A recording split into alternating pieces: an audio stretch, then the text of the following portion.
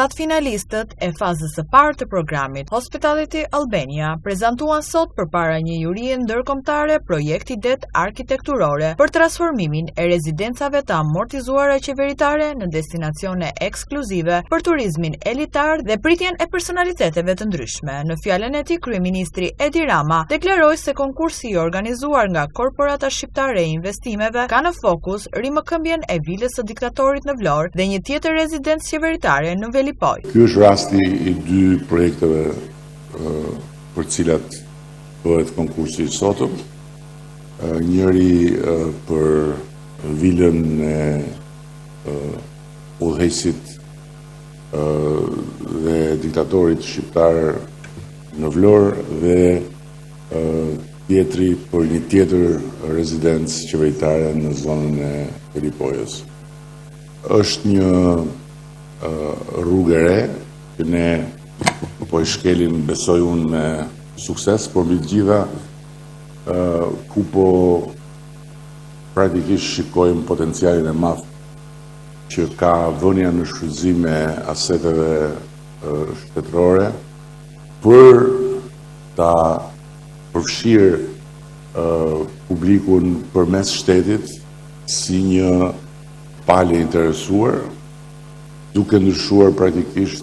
hapasapi dhe formulat e ndërveprimit me privatin, të cilat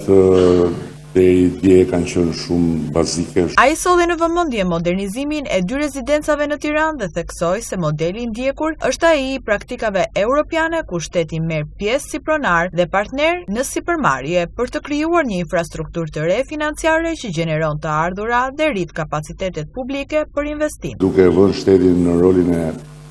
një pronari të zakonshëm, si palë në sipërmarrje,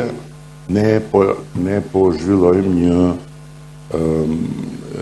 një infrastrukturë të re faktikisht financiare për shtetin,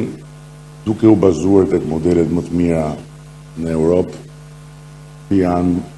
modelet si motrave të agjencisë të Korporatës Shqiptare të Investimeve, dhe që në Itali apo në Spanjë zotrojnë asete dhe marrin ardhura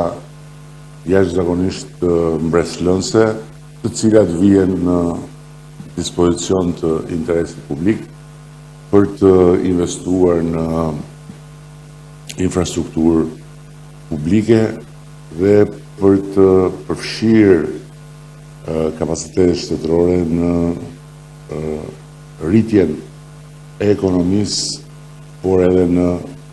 përfitimin nga kjo rritje.